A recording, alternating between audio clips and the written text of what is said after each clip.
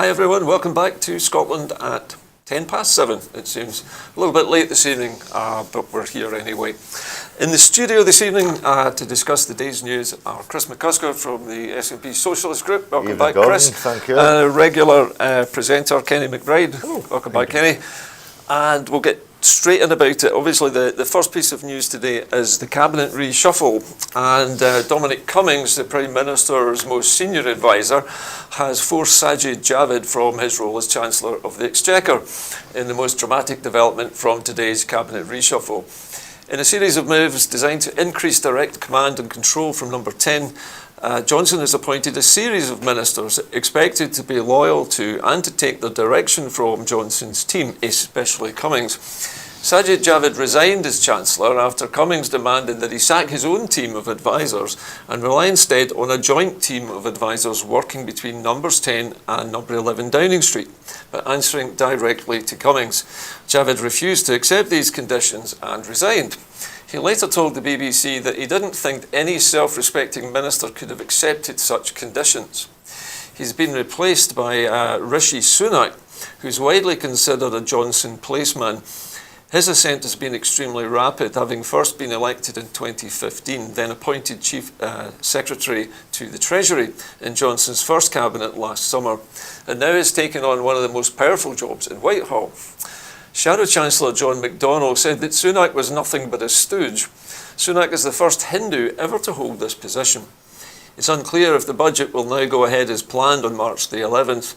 It has already been delayed from February and the date promised before the election campaign and must happen before the end of the tax year on April the 5th. Amongst other changes, Suella Braverman, the Brexit extremist and former chair of the European Research Group, has been appointed as Attorney General. Many observers believe her role will include leading Johnson and Cummings' attempts to politicise the English and British court system. Alistair Jack remains in post as the Secretary of State for Scotland. The new Business Secretary, Alok Sharma, has been made President of the COP26 climate conference due to be held in Glasgow this autumn. Now, there's a whole series of people who are out and in this reshuffle. I think I'll come to you first, Chris, as our resident politician. Politician? Well, you're a political man, right? Political activist, a political activist. Political activist, yeah. But you are, let's say, more political animal than the two of us. What do you think, or who is the standout from, first of all, the people who've been kicked out? Who do you think is the most... To be honest with you, for me, unusual. it's Geoffrey Cox. Geoffrey Cox? Why is that the Attorney General?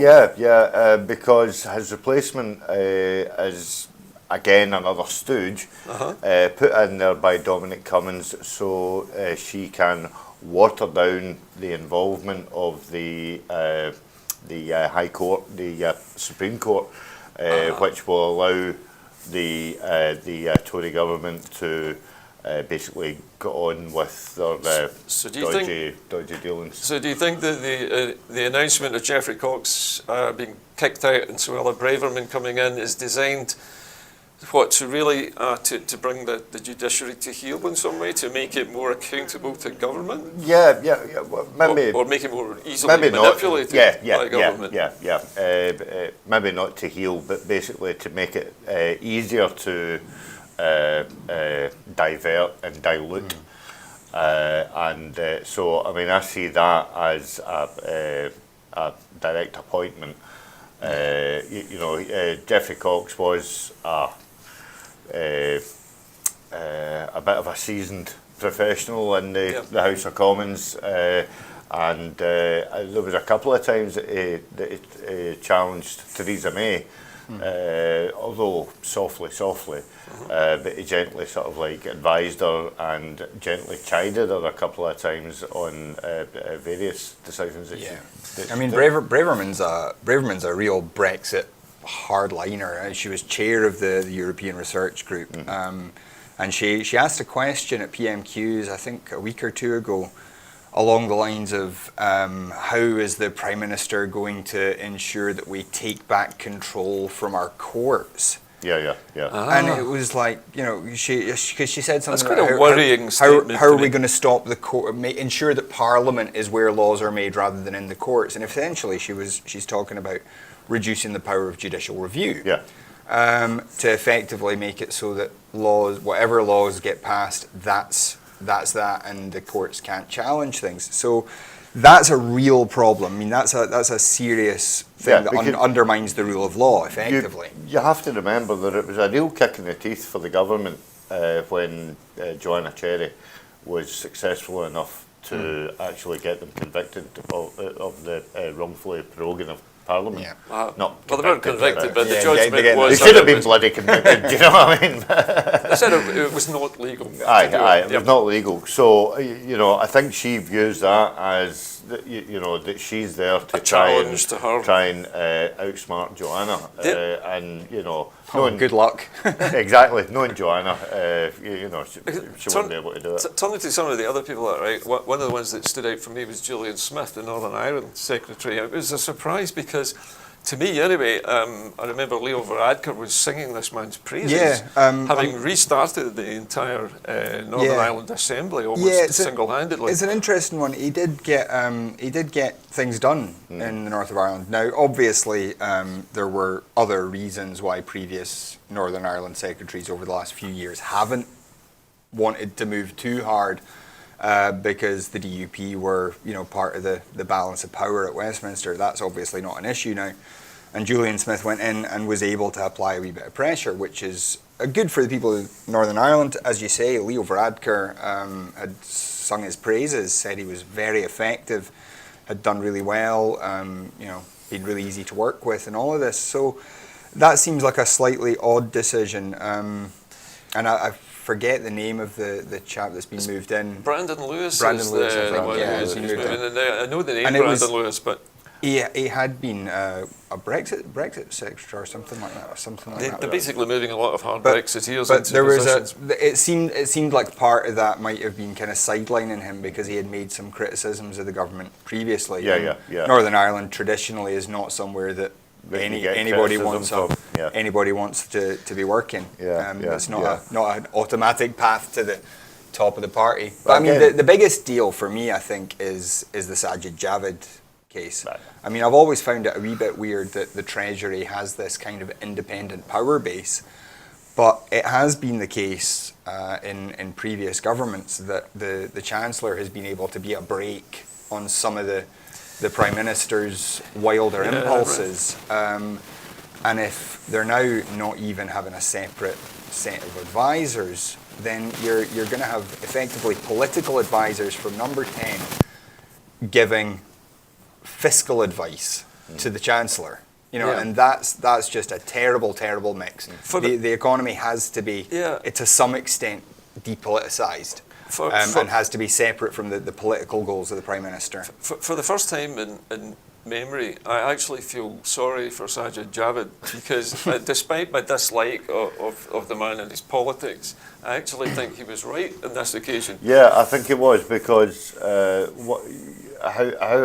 I view it is that I would suggest that maybe Sajid Javid wasn't very keen on signing off on the various vanity projects that Boris has been But dabbling he's in. not happy about being given orders by Dominic Cummings So either. basically, they want someone in there who will just you know accept the order of business of the day and just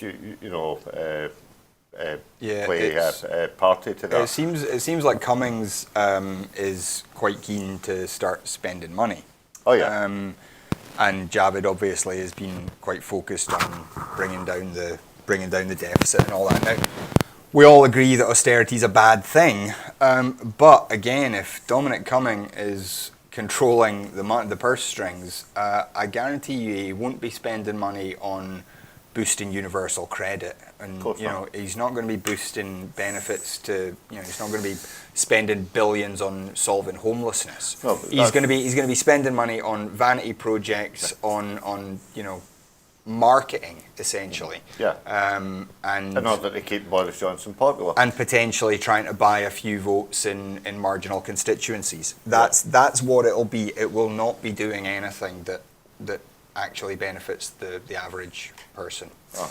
I know we discussed this the other day, but the whole issue of this bridge to Northern Ireland and in conjunction with that the HS2 decision to go ahead, it seems like the start of a lot of vanity projects, as if there's all this distraction being necessary while they're negotiating with the European Union. Yeah. You know, I mean, and it is divergent tactics. Yeah, so look over here while we're doing something over Exactly. here. Oh, look, there's a squirrel.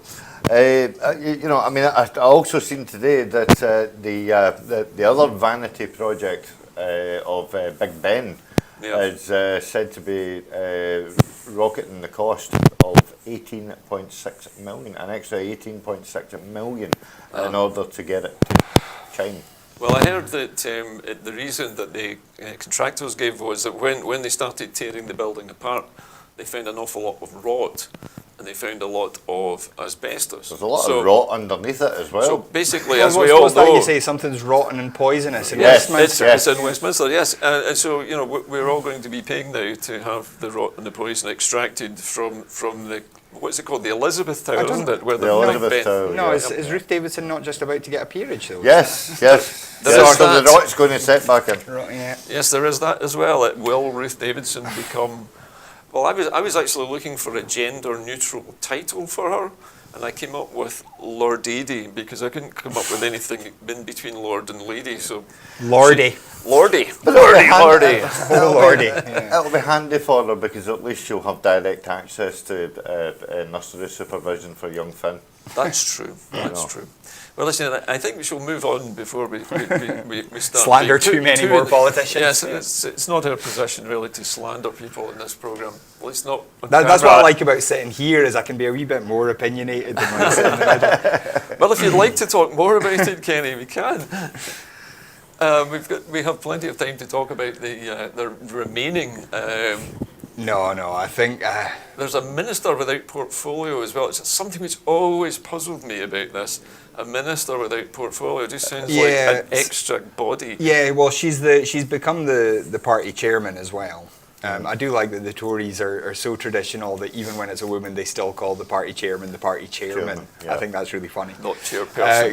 Because God forbid that they should, try and be inclusive in any way. Yeah. But yeah, she was a deputy whip. So I suspect that she's Minister for Portfolio usually means either. So this is like called Amanda Milling who's got this job. It usually either means somebody whose job is to be something like a whip, somebody who bangs heads together, Yeah. or somebody who's in charge of sort of special projects, and of that course- I think is probably Well, we where know that it the will Tories go. love women with whips. They're particularly Easy fond now, of easy that. now. Some We should. allegedly do. Yeah. Let's bring it back to the politics here. We should point out the fact that Alistair Jack managed to Escape hang on the to axe. his position. With Yeah, his how did he overwhelming competence and the success of the Tory brand in Scotland. Yeah. And he gave a less than professional performance on Wednesday at Scottish Questions.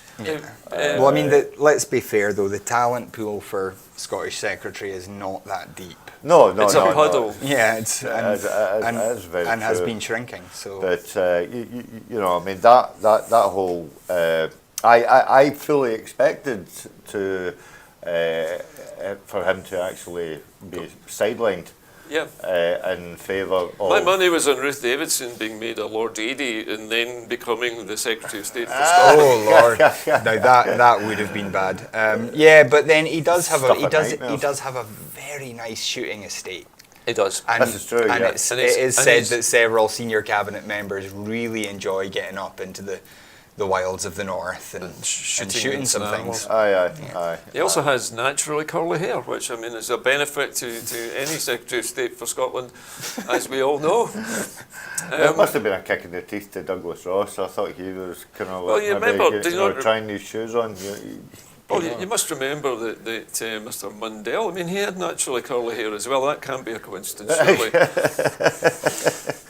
Anyway, I think we're running a bit thin here on what to talk about with the reshuffle. Well, I mean, there was also, if you scroll through the list of victims, shall we say, there was Theresa Villiers, which I was quite Yes. happy about, but there was also the other one was Esther McVeigh.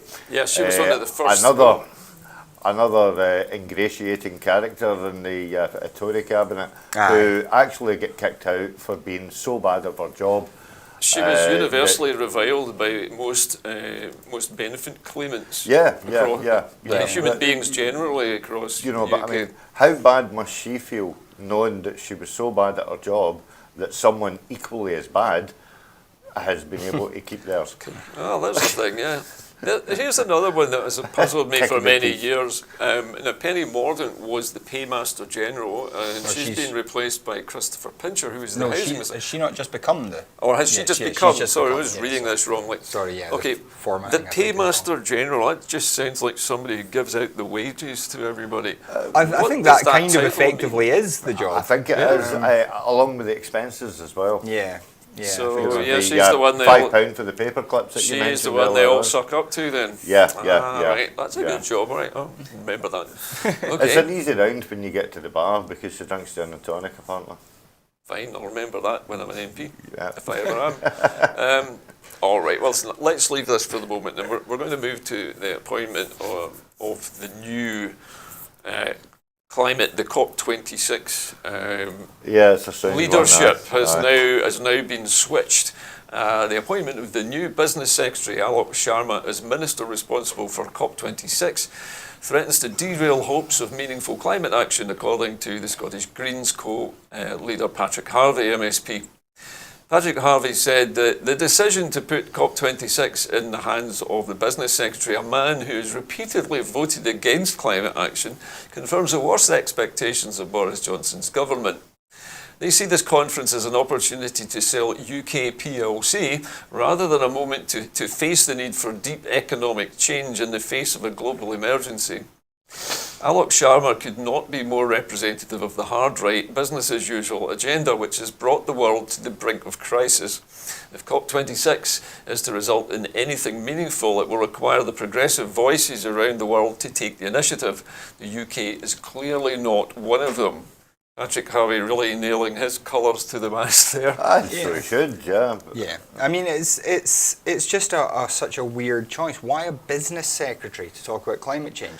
You've just appointed a new DEFRA secretary. Why wouldn't you? The DEFRA secretary would have been the natural. That would have been the obvious one. I mean, even someone like Michael Gove, I would have thought wouldn't have been a bad shout. I mean, actually, for all he's terrible on most things, at DEFRA he actually put forward some really interesting policies.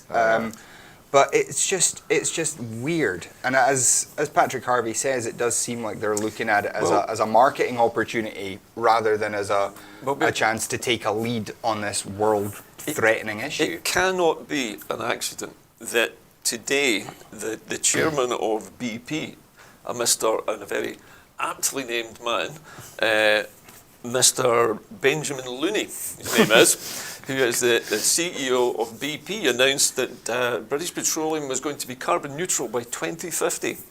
So a company which drills fossil fuels out of the ground, which are full of carbon and full of full of sulphur, is going to magically make all the bad stuff disappear. Are they planning to make is it like we're going to drill in a carbon neutral way? Like we're going to use all less their energy to suck oil out? Well, no, they're saying that they are going to make all their fuels carbon neutral. Okay, well that's... And they're going to apparently diversify into renewables in a much broader sense. Sounds rather ambitious. I'll believe it when I see it. This is what I mean about this cannot be an accident that Mr. Looney has come up with this loony idea that we're being asked to believe at just the same moment that the business secretary takes over the COP26. Now, we all know also that this has been a political football between the SNP and government and the British government. Yeah.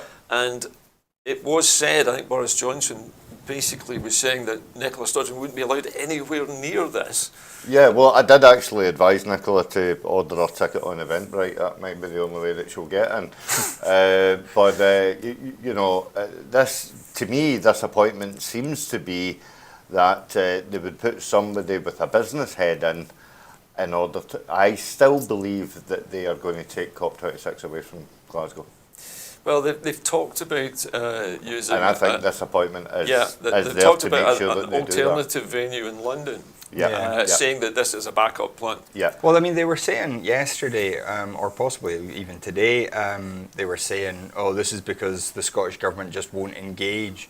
And I saw Sturgeon immediately on Twitter was just like, I've tried to tell you repeatedly, we're desperate to get involved in helping out here, and you're not talking to us. Yeah, they're not talking, that's correct. Gove had said just a week or two ago the Scottish Government and UK Government were working well together on it, and now apparently the line is that it's all SNP bad. SNP's fault. Yep. When they're not acing up bridges, they're under. Well, yeah, I mean, they do control the weather, so... But see, I mean, you know, so if that's the they important do problem. take it away from Glasgow, then that will be, that will give Boris, or Boris will perceive to have carte blanche as to who he's going to invite and who he's not going to invite.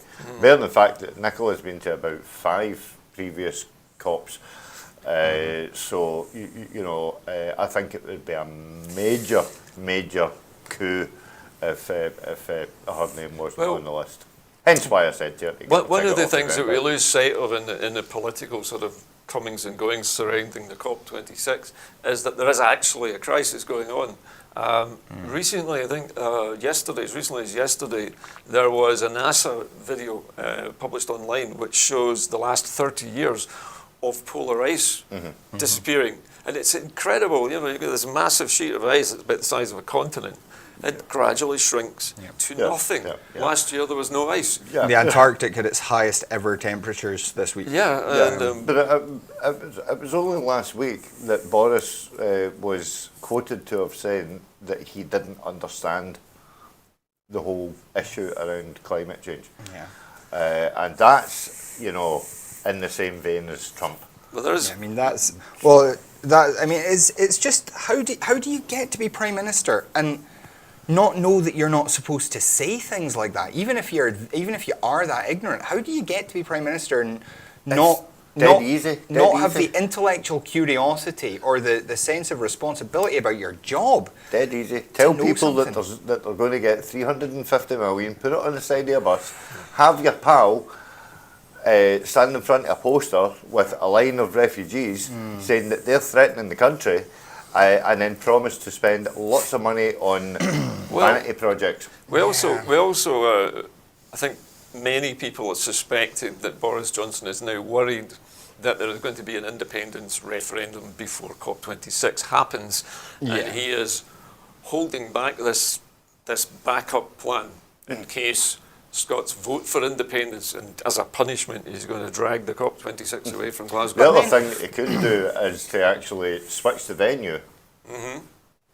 You know, if we announce an independence referendum and stuff like that and all the rest of it, you know, in order to use that as an distract excuse away from the independence referendum, that he'll switch the, you know, because he might as well do, because you know, once that independence referendum's been announced, the nail's in the coffin for them anyway. A grown-up politician would be able to handle this so much better. We're talking about Boris Johnson. Well, yeah, he is not a grown-up politician. That's true, but this is a guy that stands in Hawaiian shorts and a blue shirt.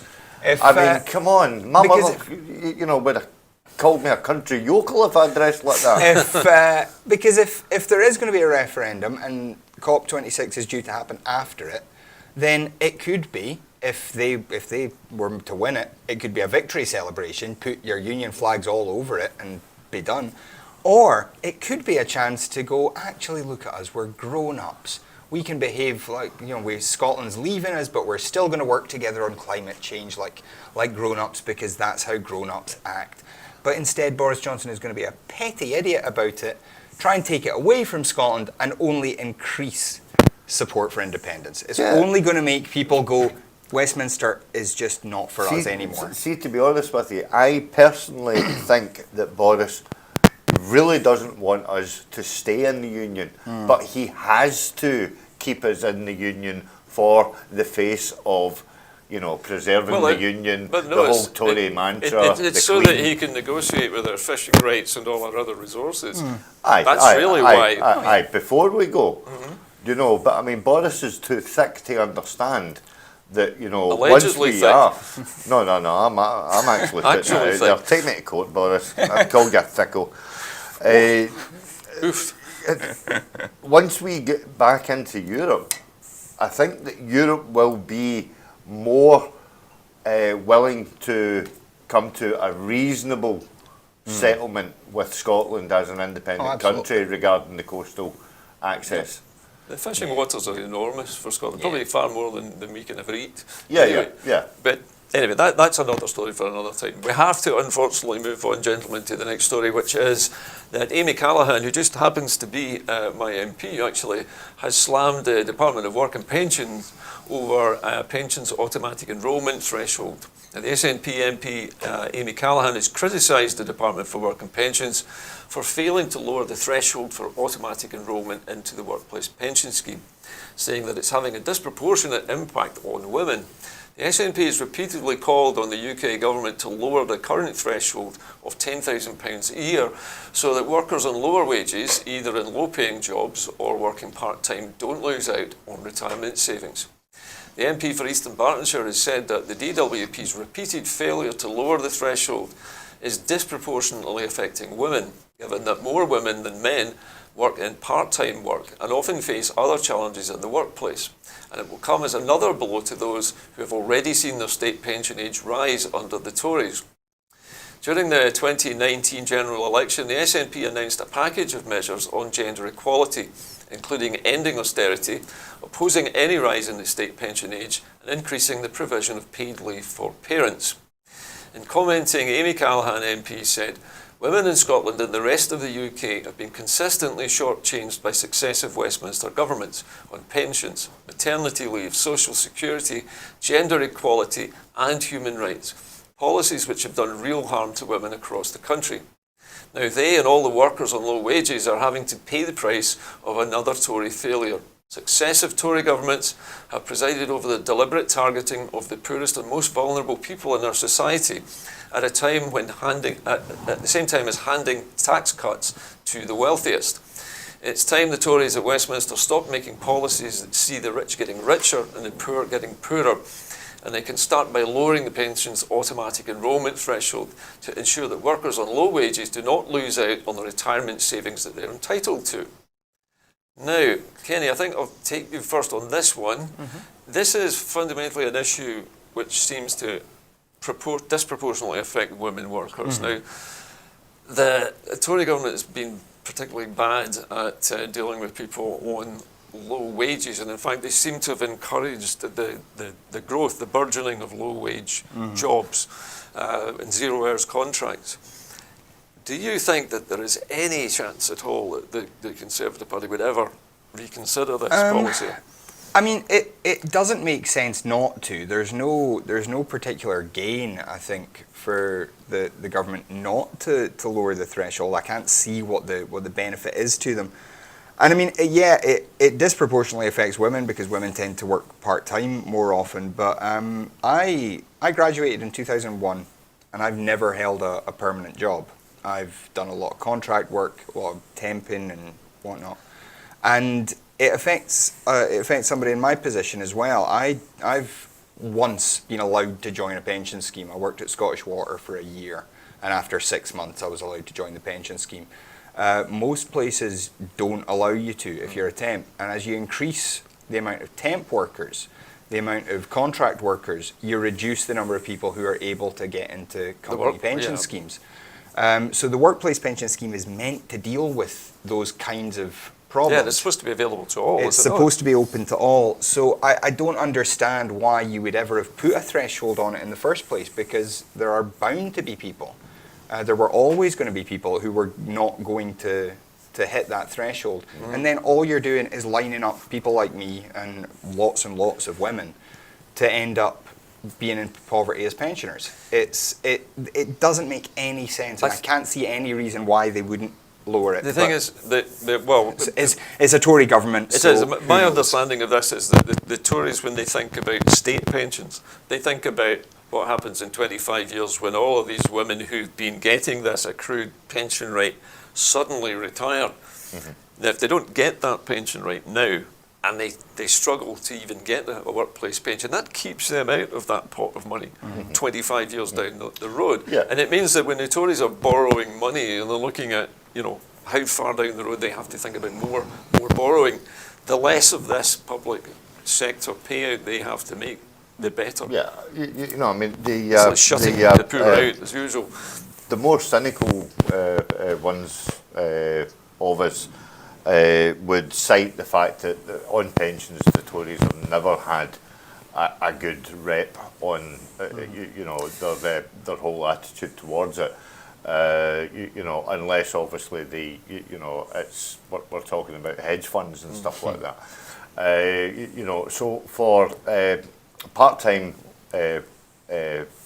working people, it's not been high on the agenda, and also the fact that they have moved the age that you can access a pension, and that's been moved twice in my lifetime. It's another effort to kick the can down the road Well, and yeah, keep because that money if it's in Whitehall because longer. if it's moved, then I hate to say this, the more chance of the people who are due to benefit from it will die. Well, it's always you been don't the case. need Yeah. to shell out for it. Originally, pensions were designed like mortgages. They were designed to be, you got to the end of it just as you died, so you never actually got to the pot of gold. Yeah. And the reason the mortgage was called that was because it was a debt that was paid up just before you died, basically, the mort part of it. I mean, it's always been viewed as the provincial carrot in front of the donkey. Yes, when you finish with your life of toil at the age of whatever it is now, 78, or whatever they decide it to be, before you get in your coffin, you'll be able to draw, £150. Wow. Yeah. Fantastic. Wealth, great. Yeah, exactly. What will I spend it all on? Well, what will £150 buy you? Well, what can £150 buy you now? Not buy your coffin anyway. And if you look at, it's a drop in the ocean compared to the price of funerals. But also, within the next 10 or 15 years, it's not going to buy you a whole tin of beans either. Yeah. And this comes at a time where the Scottish Government are actually trying to make inroads to lower the price of funerals. Also to try and help people with the cost. And also help people with the cost, whilst, not biting into their actual own savings, where possible. We'll have to stop this story for a moment, but on the other end of the scale, if you look at the other end of the telescope and look at now the idea of tax havens, or places where the wealthy people are putting their money. In this next story, in the wake of Brexit, the European Union is to put the Cayman Islands on a tax haven blacklist. Now, the Cayman Islands are British overseas territory, and they're to be put on the EU blacklist of tax havens less than 2 weeks after the UK's withdrawal from the bloc. In a clear indication of the UK's loss of influence on the EU's decision-making, the bloc's 27 finance ministers are expected to sign off on the decision next week. The EU's blacklist is an attempt to clamp down on the estimated £506 billion lost to aggressive tax avoidance every year, but member states are not screened in the process of drawing up the blacklist. Territories linked to member states have also avoided the blacklist, and the UK had heavily lobbied to protect its overseas territories from such scrutiny in the past.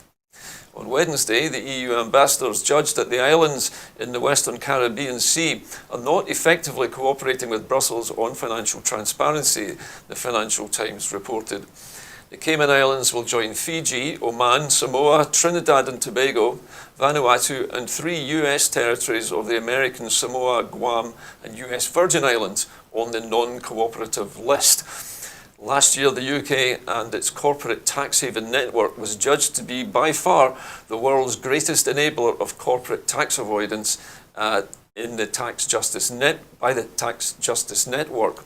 British territories and dependencies made up 4 out of 10 places said to have done the most to proliferate corporate tax avoidance on the Corporate Tax Haven Index. Now, there's a lot more information on this, gentlemen, but this appears at face value, at least taking it just as it seems, the European Union firing a shot across the UK's bows here with where Well, antitrust laws. I mean, I don't know whether it's a politically motivated thing, whether it's trying to get at the UK over Brexit, but it's a good move. It's a move that should have been made probably decades ago. City of London and its wee satellites in the Caribbean and elsewhere are I mean, London is the money laundering capital of the world. There's billions and billions of pounds from criminal enterprises that comes through London and these tax havens every year. And then you've got not criminal money, but legal. money that's being used to, or money that's being stashed away to avoid tax. Well, of course, And it's all facilitated by the City of London, and that's something that has gone on forever. And when Britain was in the EU, they were able to lobby and say, no, these are our special little buddies. We don't mess with them. But now they're out. There's no reason for the EU to allow that kind of tax avoidance to go on. I was just going to read a little bit from the EU's draft negotiating mandate, which is due to be finalised on the 25th of February. And it stipulates it expects the UK to maintain high standards on tax when the transition period ends in 2020, amid concerns that Boris Johnson's government could seek to be a Singapore on the Thames, undercutting the European model. The mandate calls for the UK to commit in a treaty to maintaining standards in terms of exchange of information on income, financial accounts, tax rulings, country-by-country reports. So basically they're looking for transparency from the UK's tax avoidance industry on what they are up to. Transparency from Boris Johnson? Are you having a laugh? It struck me when I read this that there are 27 European countries in which business is transacted, and the money made by companies in these countries is going to the City of London to be disbursed in various places I mean, where they won't need to pay so much tax. It has gone into the City of London, and we all know that the City of London is basically controlled by the establishment, and the establishment allow rich Russian oligarchs to, buy... Or the establishment is controlled by the City of London, depending on which way you look at it.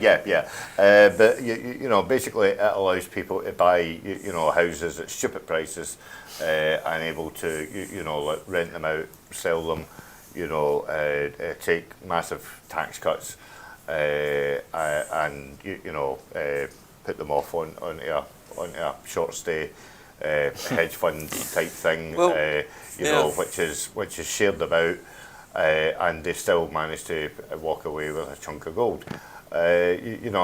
More famously, the people that dabble in this and who revel in it, as the business manager of the Chamber, which is, as we know him, Jacob Rees-Mogg, who moved all his business interests over to Dublin so that he could be in Europe. And of course, famously, David Cameron's father's business made its money from tax advice, advising people on where to invest their money in tax havens.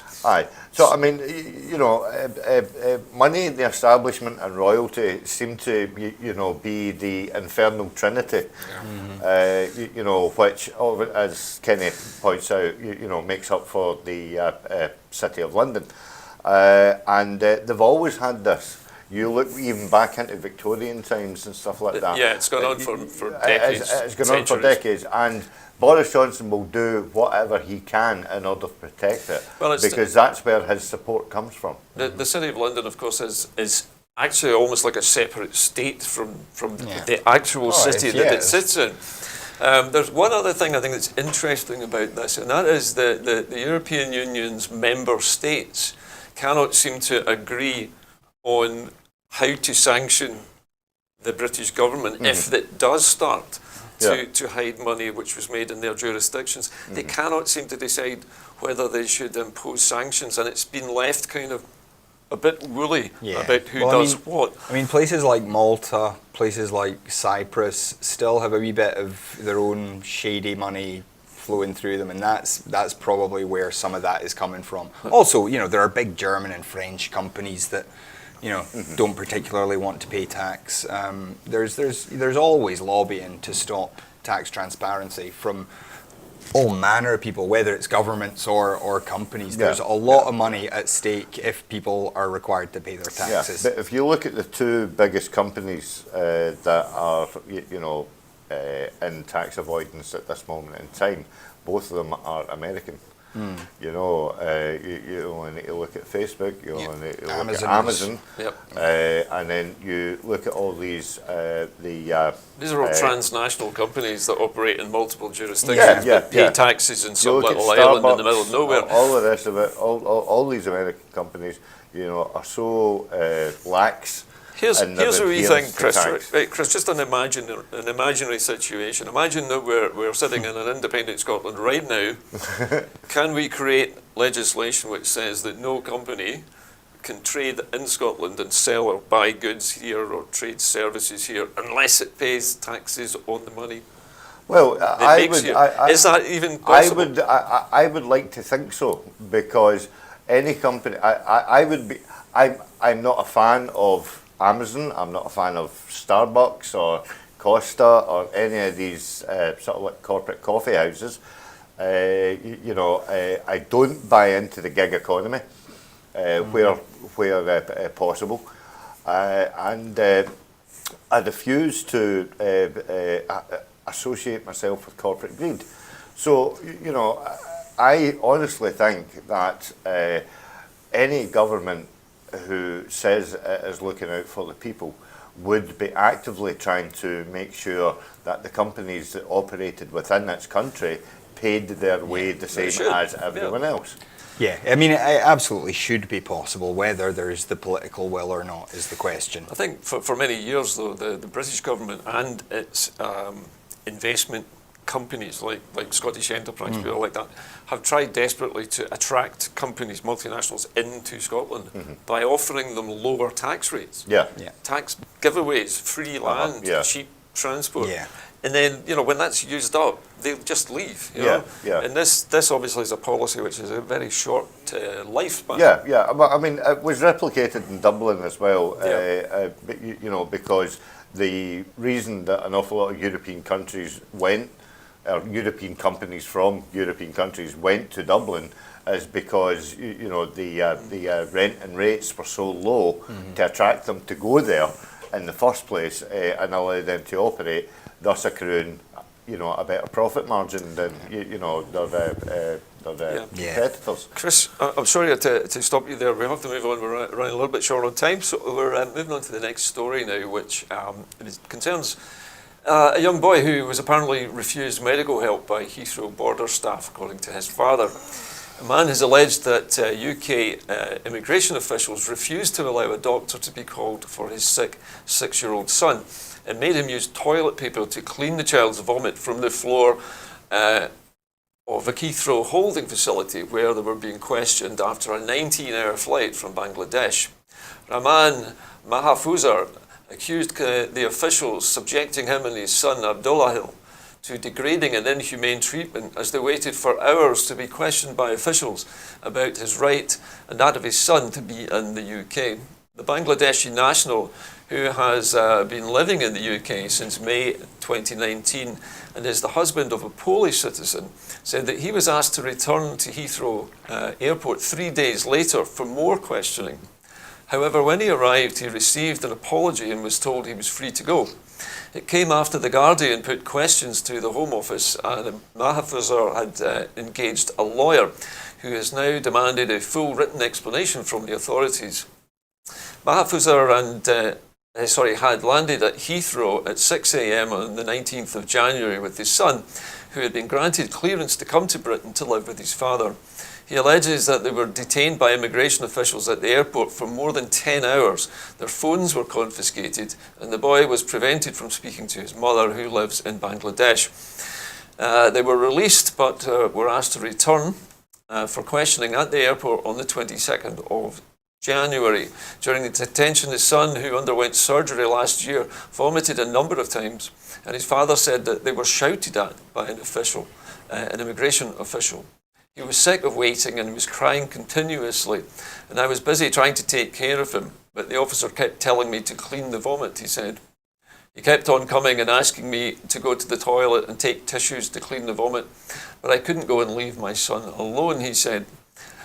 Now, sounds like a terrible ordeal for this man and his son arriving in the UK with what appears to be, on the face of it, a perfect right to be there.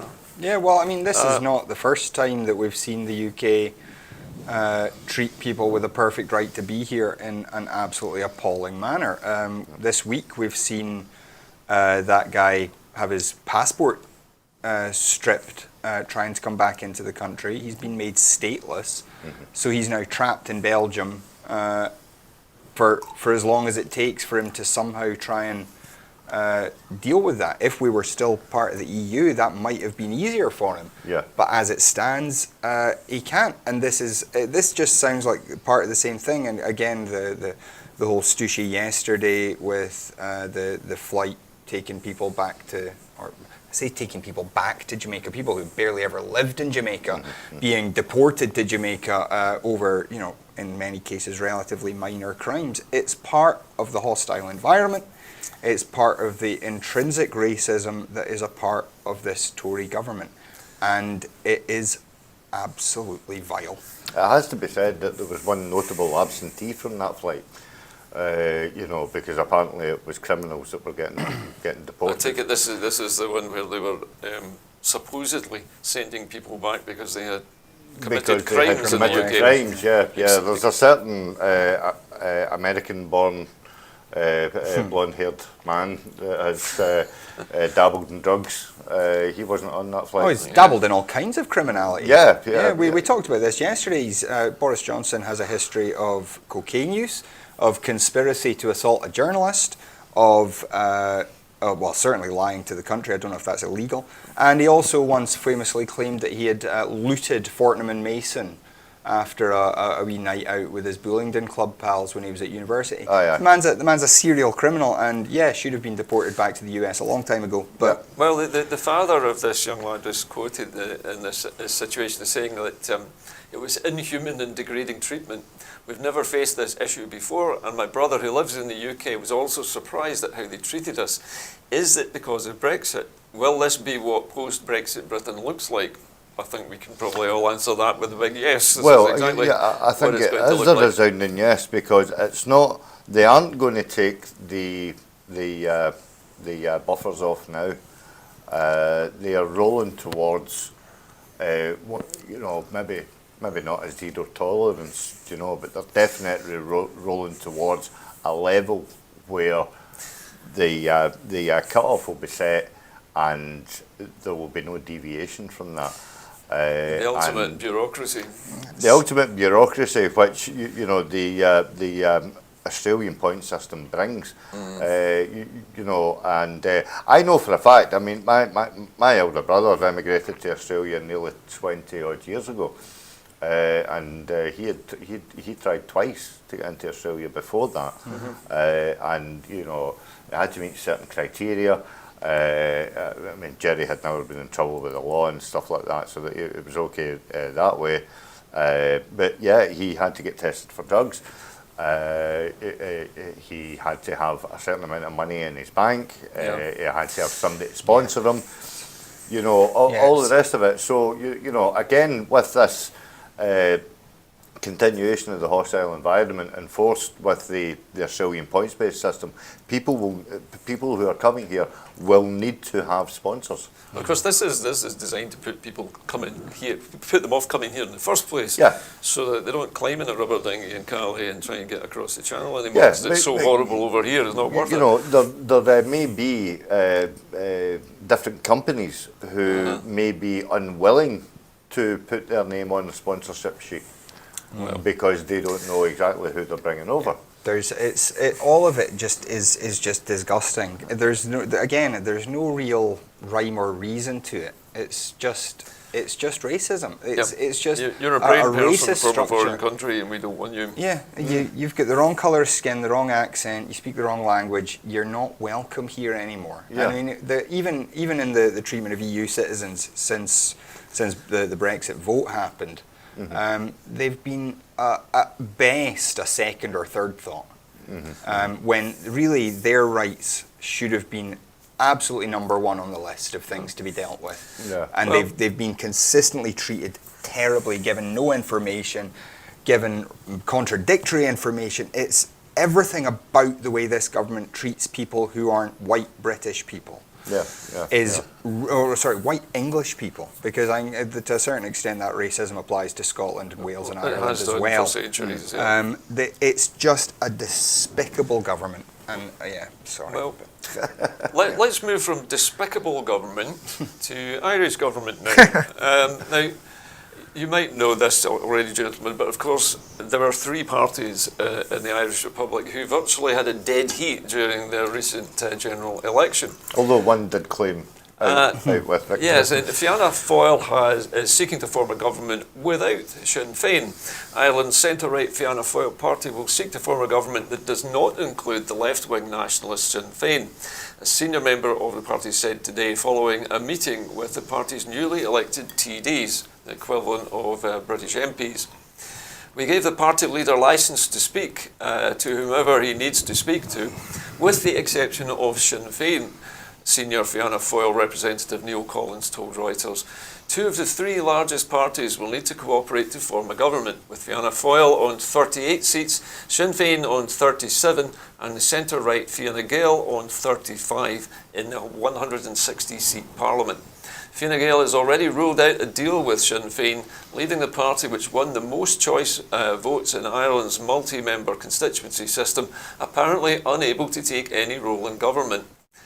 This looks like, very much like the, shall we say, the centre-right and the right are ganging up to keep the left-leaning nationalists out of Parliament. Not something we could imagine happening in Scotland. Oh, that would never happen here. I mean, it's a terrible shame for Sinn Féin. I mean, they would probably have ended up with more than 37 members. I understand they didn't field because they didn't field enough candidates. So I mean, they're probably kicking themselves about that right now, because if they were the biggest party in the Dáil, then they would have a much better chance of, or a much easier case to make that they should be in government. Obviously, Fianna Fáil and Fine Gael refusing to cooperate with them is not really a huge shock. It sounds very much anyone right of centre, they're very, very good at putting all other differences aside if it means stopping the left.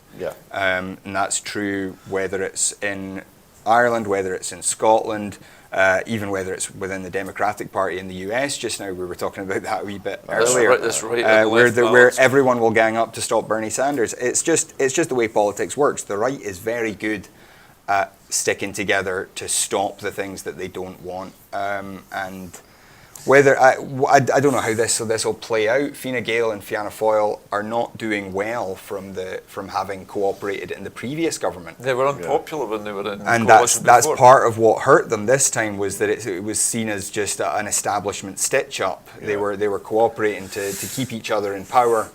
And Sinn Féin kind of came through the middle. It feels very much like a Northern Ireland situation where you've got this usual deadlock between one side and another, and nothing ever seems to be able to move forward because of it. To me, it's a kind of like a two-pronged attack. It's like a pincer movement. In order to shift one out of the way, and it could actually work against them. Because if the people of Ireland see that Sinn Féin are being marginalised, when it comes to the poll for reunification, so the border poll on each side,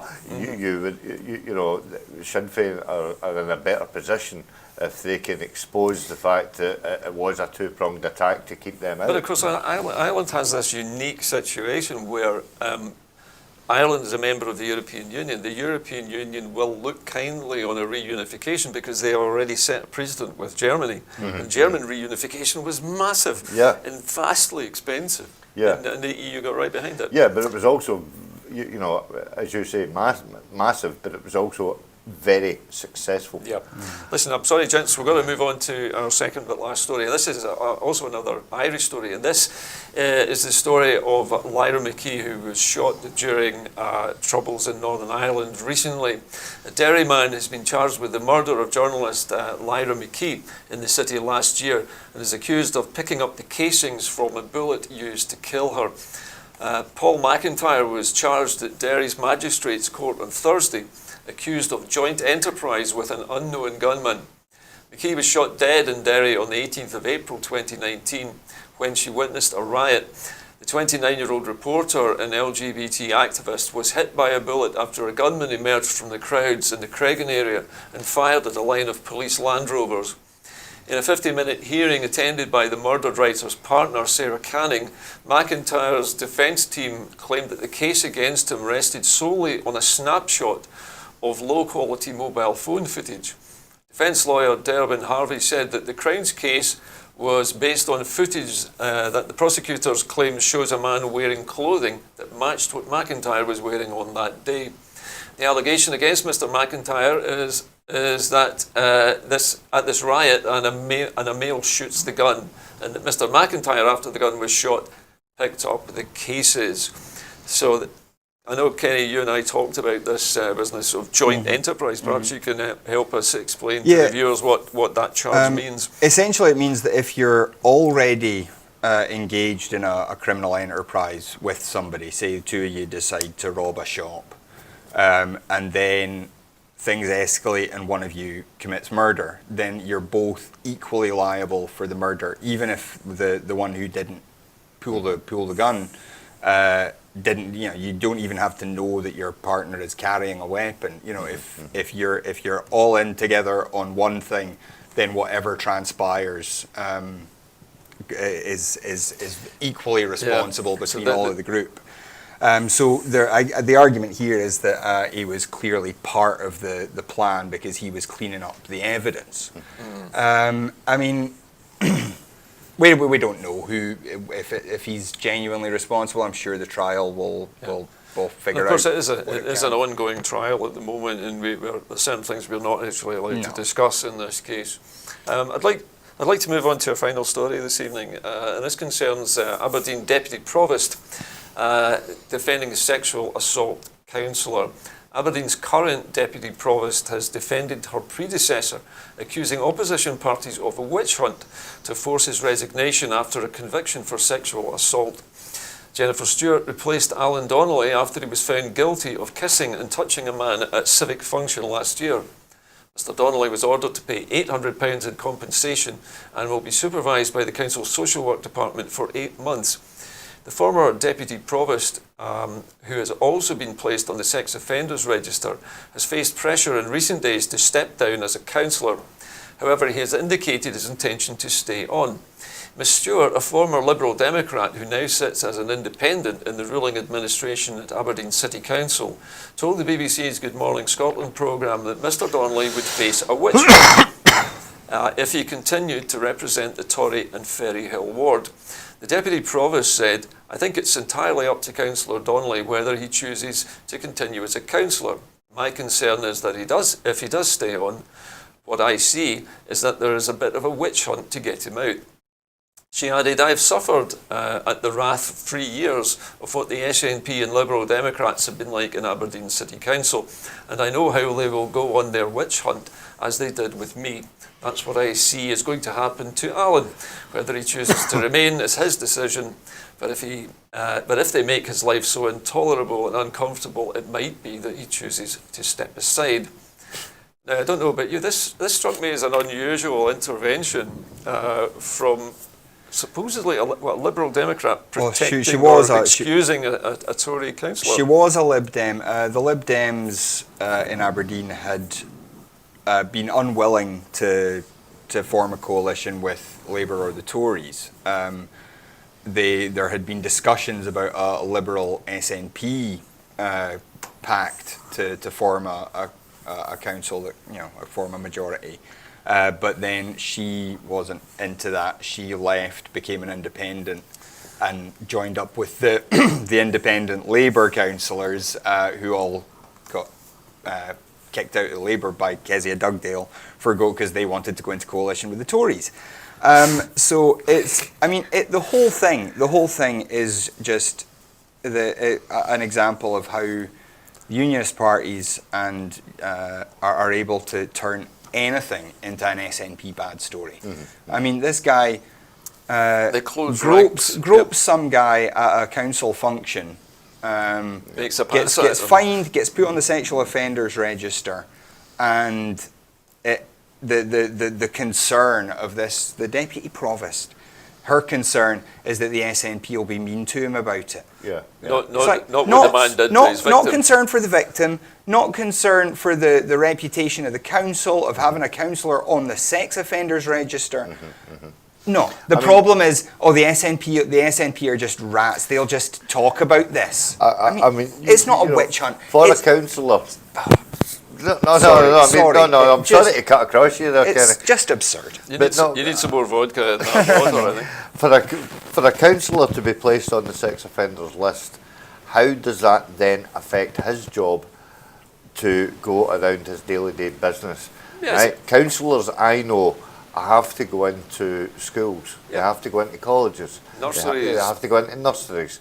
And all the rest Sports of it. clubs, all Sports sorts of clubs, places, all yeah. the rest of it. How can they be associated? There has to be court issues there with that actual. And then on top of that, being on the sex offenders list. He's being supervised by the social work department. So is he Yeah. able to sit on the social work committee? I mean, that would be a Well, fairly again, weird conflict of The thing is, interest. if You know, it- there's all these issues that it's just resign, man. For God's sake, it's, you know, that's what you do. Siphons. You can't- get caught doing something criminal when you're an elected representative, you resign. It's just, it blows my mind that even that kind of level of basic accountability has been lost from our politics. But that- we are talking about Tories here. Well, You know, I basic think- accountability doesn't wash with the Yeah. Tories. You only have to look at Jackson Carlaw, you know, who is God. slagging the Scottish government off, because the bridge was shut. And yet, if you look on his Twitter, it he was says celebrating that it he was 'cause celebrating the he fact got- that he signed it off. he helped to design it, yeah. Do you know what I mean? And you It's know, I mean, what- hypocrisy and lies and stupidity and it's dishonour. It's It's all just, dishonesty, it's double speak, it's Well, everything that the we also- Tories we also- revel in. We also know that with Alex Salmond's case coming up sometime in the spring, Yeah. that the press is going to be all over that Oh, like like a rash. rash. Yeah. And Mr. Salmond's reputation is going to be dragged even deeper through the mud. Yeah. And they expected Alex to resign, and he did. Yeah. He did the honourable thing, and he's gone off to try and clear Yeah. his name. This fella just doesn't know, and he's Yeah. not wanted. But I mean, and that was as him resigning in order to, you know, To clear the air and to to- clear the air and yeah. to not make it a party issue. Yeah. Whereas in this case, you know, But Again, it's the party at fault in Scottish politics is always the SNP, Yeah. whatever the issue is. I mean, you well, look at according to them. yes. you look at the Derek Mackay situation where he wasn't actually criminally convicted as yet he's done the exact same thing. He resigned from the party and all the rest of it. This guy has been placed on the Convicted. sex offenders list, Well, he actually committed a and physical he crime. actually committed a crime. Yeah. And Do you know, there is a big double standard happening, especially also in the way it's being reported, particularly by BBC's radio in the but morning. it's not just solely it's not just the Scottish Tories that have sole ownership of things like this. We had a report earlier on about the Labour Party being embroiled with the Orange Order. That's still going on, and apparently, that's continually going on. But as Kenny says, it's any excuse to turn any story into an SNP bad story. Yep. Well, listen, gents, we're pretty much out of time for this evening, so I think since we have exhausted all these lines of. Oh no! I mean, we could I keep know we going. can go We could on keep going a after lot this. longer if you wanted. Well, but no. once the camera goes off, we can continue this. But just for now, I just need to let our viewers know that this is actually the end of the programme, and that we still need your help to make more programmes. And we also need volunteers, not just your money. So if you have spare time of an evening, We are looking for people at the moment to work behind the cameras rather than in front of them at the moment, script writers, researchers, and people with a bit of knowledge of journalism particularly would be useful. So if you feel like it and you want to become a part of Broadcasting Scotland, well, you can get us on the details on the screen there, broadcastingscotland.scot/register, and you can contact us obviously on the internet anytime you like as well if you want to volunteer. That's it really from us tonight. So from a slightly late running Scotland at 7 and from all the team here at Cowcaddens, very good night to you. Right.